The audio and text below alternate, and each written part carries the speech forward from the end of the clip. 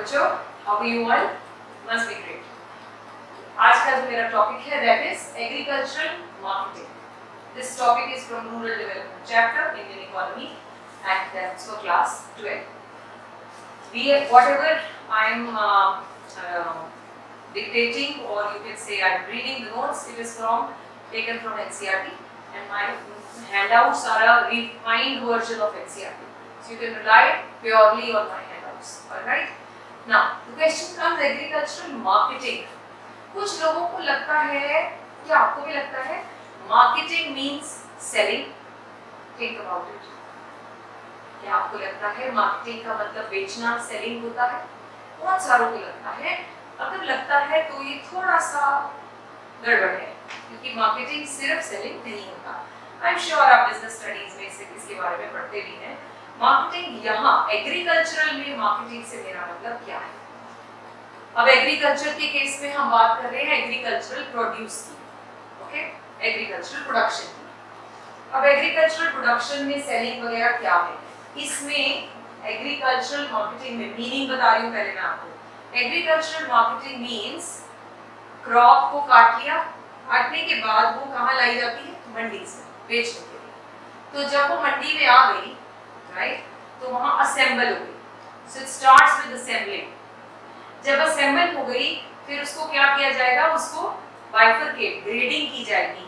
सभी की crop same grade की नहीं होती है, ABCD क्रॉप्स होती हैं। जैसे हमें स्कूल्स में ग्रेड मिलते हैं, ऐसे ही क्रॉप्स की भी ग्रेडिंग होती है। बेस्ट क्वालिटी, थोड़ी सी कम, और कम, लो क्वालिटी, ABCD ग्रेड्स के हिसाब से उसे डिवाइड किया जाता है। सो ग्रेडिंग की जाती है, फिर उसे पैकेजिंग में डाला जाता है, पैकेजिंग की जाती है, फिर उसे स्टोरेज में रखा जाता है, क्योंकि वो सारा का सारा क्रॉप एक दिन में नहीं खा जाएंगे सब लोग। So what will happen? There will be storage also included in this. Storage and then selling, reaching to the market means transportation. ये सारा कुछ मिला दीजिए तो बनती है एग्रीकल्चरल मार्केटिंग। कैसे? नोट्स में आए जरा। नोट्स में ये है क्वेश्चन नंबर 6, मीनिंग। सारे वर्ड्स याद रखिएगा। कैसे? Agricultural marketing is a process that involves assembling, then storage, आगे पीछे बढ़ गया, प्रोसेस करना, transportation, packaging, grading and distribution of different agricultural commodities across India.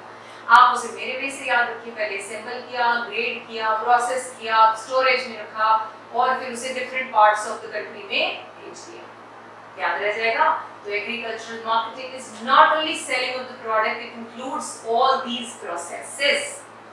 याद हो जाने चाहिए सारे कीवर्ड्स, अंडरलाइन करके रखें। चलिए आगे। ये बड़ा ही जनरल सवाल है, पुरानी मूवीज में देखा भी है। कुछ ऐसी प्रॉब्लम्स बताएं जो सेल करते हुए फार्मर फेस करते हैं। क्या होती होगी? वेट, जब वो वेइंग करते हैं उसमें कम ज्यादा तोलना, कम ही तोलते हैं, ज्यादा क्यों तोलेंगे? ठीक है। और कैसे धोखा देते हैं उनको जी? कैसे देते हैं? सबसे पहले faulty weighing. Number 2, manipulation of accounts. बोला कुछ, कर दिया कुछ, अमाउंट कुछ बोला, लिखा कुछ, साइन कहीं और करा लिए, क्योंकि they are illiterate. Farmers who did not have the required information on prices in the market, so they may sell their crops at low price. उनको पता ही नहीं था मार्केट का, जिसके पास बेचने हैं उसको पता चल गया कि ये नहीं, इस बेचारे को पता नहीं है, इसको बेवकूफ बनाया जा सकता है। तो मार्केट में जो प्राइस चल रहा है उससे भी कम प्राइस से उससे खरीद लिया। Then they also did not have proper storage facilities to keep back their produce for selling later. यहाँ पे distress selling उसकी बात कर रहा है। उसके पास रखने के लिए जगह नहीं है और उसे अंडर स्ट्रेस उसे सस्ते दामों पर बेचना पड़ता है। So what happens is better price. I'm sure you understood this. So under stress भी फार्मर अपनी क्रॉप को बेच देता है। ये जनरल सा क्वेश्चन था। अब आइए अगले क्वेश्चन में, very important question, some measures to improve this system. क्या प्रॉब्लम्स की पता चल गई ना? वेइंग नहीं प्रॉपर, नॉलेज नहीं होती फार्मर को, इन सब से रिलेटेड ही चीजें इंप्रूव करनी। सबसे पहले रेगुलेटेड मार्केट्स होनी चाहिए। व्हेन आई से regulated, who should regulate that? Who should regulate that? Government. मतलब गवर्नमेंट सिस्टमैटिकली उसे चलाए, फेयर हो, सब कुछ ट्रांसपेरेंट हो, फार्मर को सब चीज के बारे में नॉलेज प्रोवाइड की जाए। तो फिर क्या होगा? फार्मर का एक्सप्लॉयटेशन मंडीज में मार्केटिंग के टाइम पर नहीं होगा। So let's read. Regulated regulated market is the first one. The first step was regulation of markets to create orderly, properly and transparent market conditions. समझते हैं transparent, which is for equal for everyone. मतलब बंदा देखकर, गाड़ी देखकर, सामान देखकर नहीं डिसाइड करना है इसको क्या लगाना है. कोई कम क्रॉप लाए, कोई ज्यादा लाए, rate is going to be the same. So transparent होना चाहिए. By and large, this policy benefited farmers as well as consumers. अब पहले क्या, अगर फार्मर को राइट प्राइस मिले तो हमें भी तो एज अ कंज्यूमर, फार्मर ने राइट प्राइस पे बेचा तो कंज्यूमर को भी राइट प्राइस पे मिला. अब अगर बीच में कोई आ गया इंटरमीडिएट, वो क्या करेगा, वो अपना भी प्रॉफिट रखेगा, अल्टीमेटली कंज्यूमर की जेब से जाएगा. तो it is good for the farmer as well as for the consumer. Then regulated markets have been organized with a view to protect the farmer from malpractices of sellers and brokers. समझ गए बात को. दूसरा, infrastructure भी देखो भाई, distress cell ना करनी पड़े. अगर हम उन्हें इंफ्रास्ट्रक्चर प्रोवाइड कर दें, they can keep their crop for some time there and wait for the right price to come. So, second component is provision of physical infrastructural facilities जैसे road, railways, warehouses, godowns, cold storages, processing units.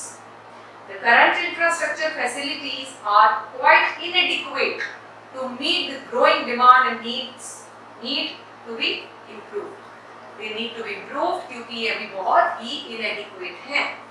Cooperative marketing होनी चाहिए. यहाँ जो मैंने पीछे समझा दिया था एक बार cooperative marketing का कि मिलकर बेचते हैं, वो cooperative bank के उसमें समझा दिया गया था, याद है? वहाँ मैंने बोल भी दिया था कि इसे. तो ये वो बात थी कोऑपरेटिव मार्केटिंग. मतलब क्या, the aim of cooperative marketing is to realise fair price for farmers product. Under the marketing societies are formed by farmers to sell the output collectively and to take advantage of collective bargaining in order to obtain better price. समझ गए? एक अकेला market में जाके negotiate नहीं कर सकता अच्छे से. So it's better to cooperate and collectively go and sell their product. तो negotiation better हो जाएगी, right? The success of milk cooperatives in transforming the social and economic landscape of Gujarat. You remember Amul? हम इसमें पढ़ेंगे. Amul जिसे हम White Revolution के नाम से भी जानते हैं, Milk Revolution भी बोलते हैं. तो वहाँ कोऑपरेटिव ही तो बनाया गया था, जिससे क्या हुआ, सब लोगों ने अपने अपने प्रोड्यूस को एक जगह देना शुरू किया और बड़ा अच्छा प्राइस मिला. So that's another example. उसको देखकर ही वो एक रोल मॉडल बन गया और वो सारी जगह ही कोऑपरेटिव शुरू हो गए. यहाँ पे का However, cooperative have received a setback during the recent past because of one, inadequate coverage of farmer members. तो ज़्यादा farmer members नहीं मिले. Lack of appropriate link between marketing and processing cooperatives. तो क्या था, लिंक नहीं बन पा रहा था मार्केटिंग का और यूनिट्स का आपस में. there was a flaw in between. And then inefficient financial management. पैसे कौन मैनेज करेगा, कैसे किया जाएगा, तो इस वजह से इसके थोड़े से कुछ ड्रॉबैक्स रहे. Then comes the different policy instrument. इसमें क्या क्या कवर होता है, गवर्नमेंट आ गया ना बेटे, क्योंकि हम इसे रेगुलेट कर रहे हैं, इसको ठीक कर रहे हैं, तो क्या करेंगे, गवर्नमेंट के मिनिमम सपोर्ट प्राइस. क्लास 9 से पढ़ते आ रहे हो आप minimum support price. It is for the farmer. Farmer को सपोर्ट करने के लिए बनाई गई है एमएसपी, जिसको शॉर्ट में बोलते हैं. कब अनाउंस होती है MSP? Before sowing the seed. मतलब to give a confidence to the farmer, don't worry, you sow the seed, we will buy your crop from you, don't worry. अगर देखो इतना फार्मिंग एक ऐसा एरिया है. अच्छा एक बात समझिए, हमारी तुम्हारी सपोजिटली मैं टी शर्ट्स का बिजनेस करती हूँ, मैं टी शर्ट्स प्रोड्यूस करती हूँ. मैं पहले 500 टी शर्ट्स बनाती थी एक मंथ में, अब मैं 700 बनाने लगी. ज़्यादा production. Will I be happy और sad? Of course ma'am you will be happy. Okay, you have your own business, you sell markers. So पहले आप 1000 मार्कर्स सेल करते थे अ मंथ, अब आप 1300 सेल करते हैं. अच्छा है बुरा? ऑफ कोर्स अच्छा. लेकिन बच्चों फार्मिंग एक ऐसा एरिया है जिसमें मोर सप्लाई क्या करती है, leads to fall in price. ज्यादा सप्लाई अगर मार्केट में आ जाए, ज्यादा क्रॉप्स, ज्यादा production, bumper crop, super bumper crop is actually making the farmer sad, not happy. Like us, if I produce more t-shirts, I'm happy, but farmer is not. जब ये announce होता है, आपने बहुत बार सुना होगा कि आलू के प्राइस बहुत कम हो गए, आलू रखने का कॉस्ट भी ज्यादा लग रहा है, मतलब आलू इतना हो गया कि मार्केट ने उसका प्राइस 1 रुपए रखा, और अगर फार्मर बेचारा उसे कोल्ड स्टोरेज में रखता है तो 1 रुपए पर केजी और देना पड़ेगा, मतलब 1 रुपए की चीज संभालने के लिए 1 रुपए और इन्वेस्ट करना है, तो he prefer to throw it on the roads. सुना है बहुत बार कि फार्मर ने अपने सारे आलू या प्याज या टमाटर, प्याज तो कभी नहीं हुआ, आलू टमाटर जो है सड़कों पे फेंक दिए. क्यों फेंक दिए? क्योंकि इसको रखे कहाँ, कोल्ड स्टोरेज से नहीं है. अगर किसी प्राइवेट कोल्ड स्टोरेज में रखेंगे तो उतना ही खर्चा पड़ रहा है, तो ये तो अपनी मीन्स का मतलब ज्यादा produce is making them sad, so they are not interested to produce. So government says do not worry, आप बनाइए, हम आपसे रीजनेबल प्राइस पे लेंगे, हम आपका पैसा मंदी नहीं देंगे. आप बात समझे? So minimum support price sowing से ही पहले अनाउंस हो जाती है, ये याद रखना है, एमसीक्यू में आ सकता है. To safeguard the interest of farmers, government fixes the MSP of 24 agricultural products like wheat, rice, maize, cotton. कुछ examples यहाँ दे दिया. Such a price may be regarded as an offer price at which the government is willing to buy any amount of grain from the farmer. कुछ भी, कितनी भी बेचे, किसी भी लेवल की हो, उस लेवल के हिसाब से पैसा ले जाए. दूसरा, जब हमने गवर्नमेंट ने खरीद लिया, मैं आपको स्टेप से समझाऊंगी ताकि याद रहे. गवर्नमेंट ने खरीद ली उनसे क्रॉप्स, रखेगी कहाँ? बफर स्टॉक बनाएगी. Food Corporation of India, FCI जिसको हम बोलते हैं, they are responsible to buy crop production from farmers and they place it in their stock which is known as buffer stock. अब क्वेश्चन है, why does it need to maintain buffer stock? घर में ration थोड़ा सा maintain करके क्यों रखती है मम्मा, बताइए क्यों रखती है? क्योंकि इमरजेंसीज में, इमरजेंसी आई मीन हर थोड़ी देर बाद थोड़ी बाजार जाएंगे, नमक दे दो, इतनी सी मिर्ची दे दो, तो वो थोड़ा स्टॉक रखती हैं. क्यों? Because in case of emergency, अब जैसे लॉकडाउन सडनली अनाउंस हुआ, हमें तो एक दिन बोला गया था लेकिन एक दिन तो नहीं रहा, तो क्या हुआ, उस मंथ में तो बंद ही था ना सब कुछ, तो राशन कहाँ से आता? हमारे स्टॉक रखा था. सो क्यों रखा? इमरजेंसीज में किसी तरह का प्रॉब्लम ना आए. तो ऐसे ही गवर्नमेंट भी इन केस ऑफ वॉर और in case of flood or maybe any disaster that happens, तो food वहाँ से ही यूज किया जाता है. So चलिए, maintenance of buffer stock. Food Corporation of India purchases wheat and rice at the procurement price to maintain buffer stock. Buffer stock is created in the years of surplus production. कब रखते हैं हम? जब हमारे पास surplus पैदा हो जाता है. And is used during shortages. कब निकालते हैं? जब जरूरत पड़ती है. It helps to ensure regularity in supply and stability in prices. इस बात का मतलब क्या हुआ?